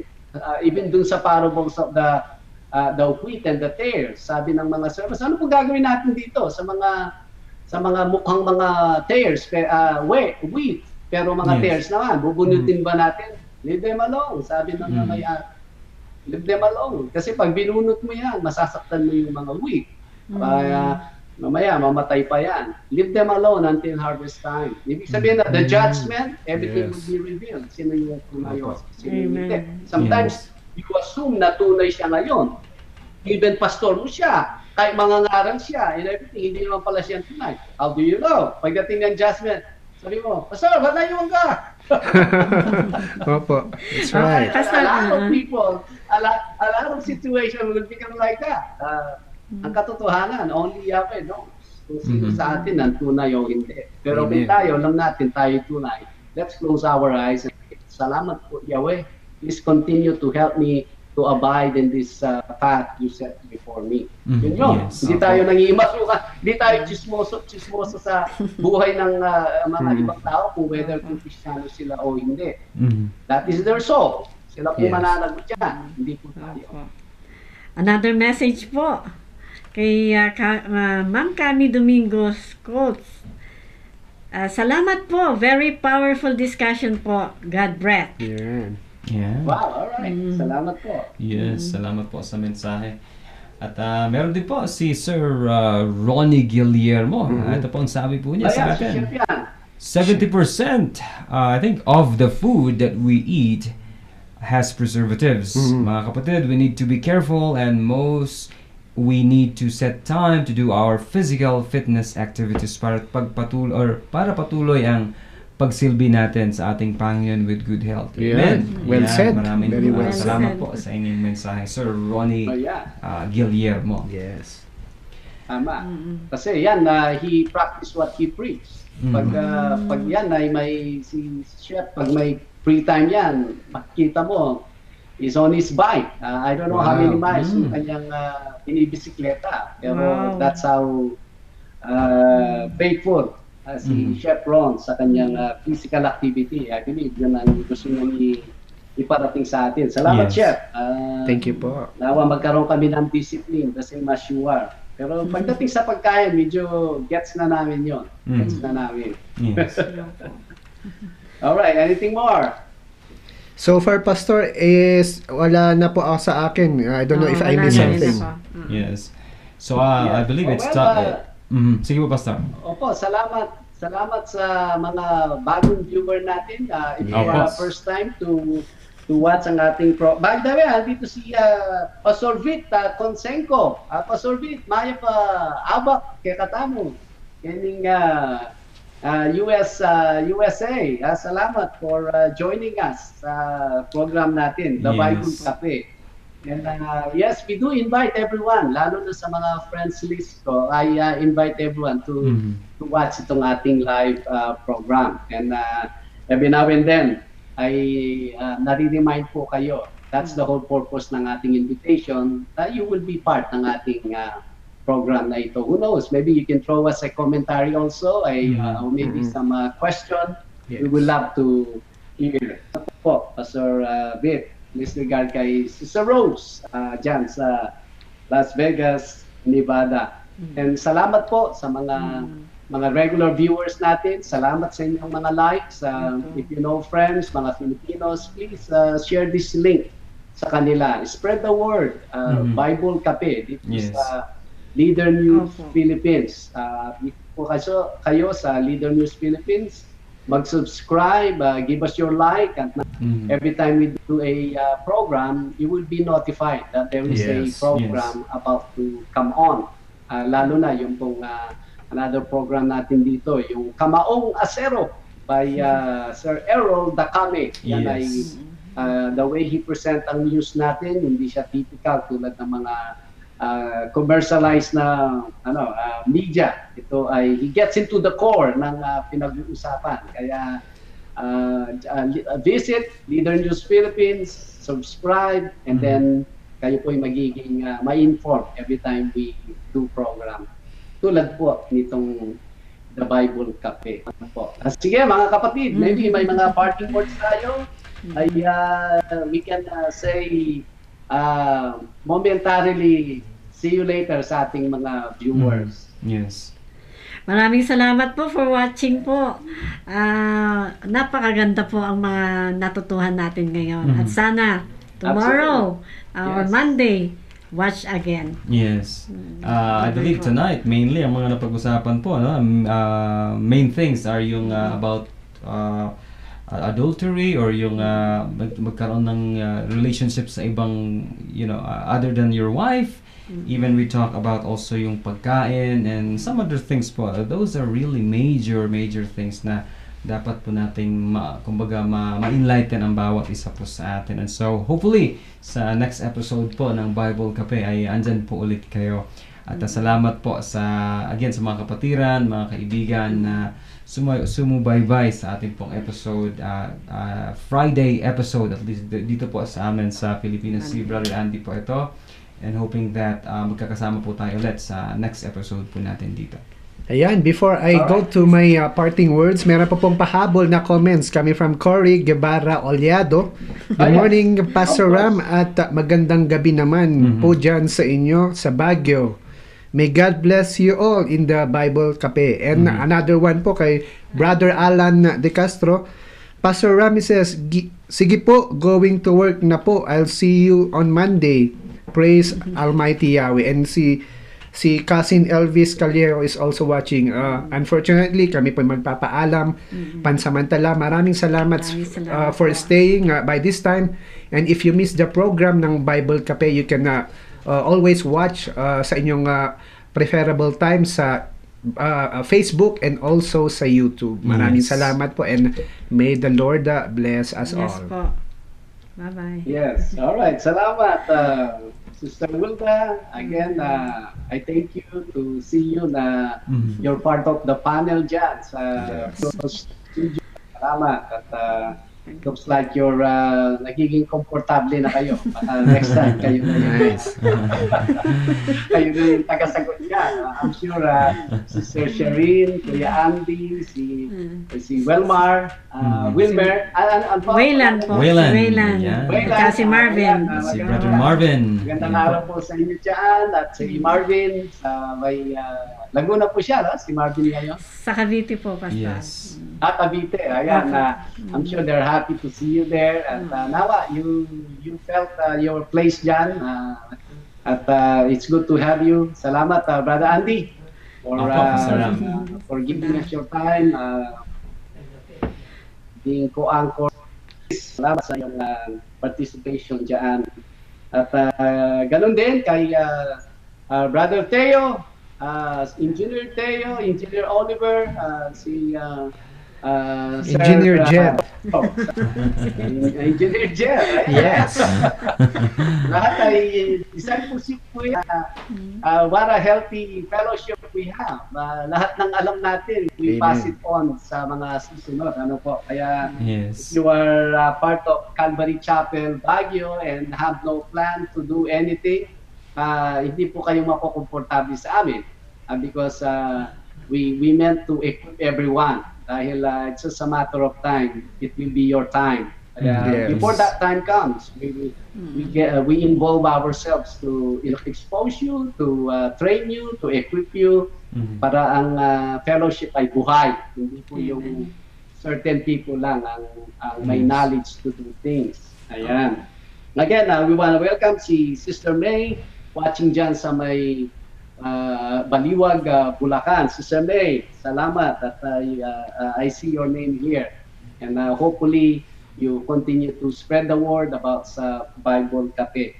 And with that, I thank you. Kanina nga, napag-aralan natin ang conclusion ng Proverbs chapter 5. Everyone, ang mainly dito ay do not desire another person other than your wife. Kung ikaw ay isang married man, and then to keep your spouse or you keep your wife intact, in shape. Don't avoid that any opportunity ay siya will ended up in the hand of another man. Lastly, tama sa ating mga Kristiyano dahil we are not considered the wicked, kaya kung ano man yung mga iniquities na naiimbento ng tao ngayon, we are not gravitated doon supposedly. Yes. Tayo ay being kept by Yahweh na hindi tayo maging kabahagi noon. And tayo are instructed, guided by the Word. Kaya alam natin kung ano po yung buhay na ito. Hindi po tayo mga asong kalye. Hindi po tayo mga askal na we just follow our flesh appetite. Kundi tayo yung mga tao ng Diyos. We live simply. We live simple sa buhay na ito. The most important is we have time to worship Yahweh. We have time to serve Him. We seek His righteousness. Ayan. Salamat po. Again, si Pastor Ram po ito ng Calvary Chapel, Baguio City. Entirely, transiently, nandito po tayo sa Cabot or sa may area ng Little Rock, Arkansas.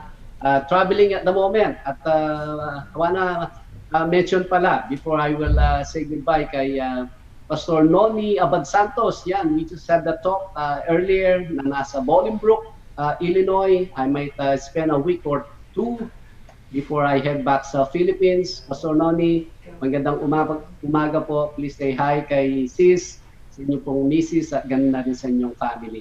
Salamat po. Again, as we always say, mabuhay po tayong lahat sa pangalan ng ating Adonai Yahweh. Everyone, Shalom. Shalom.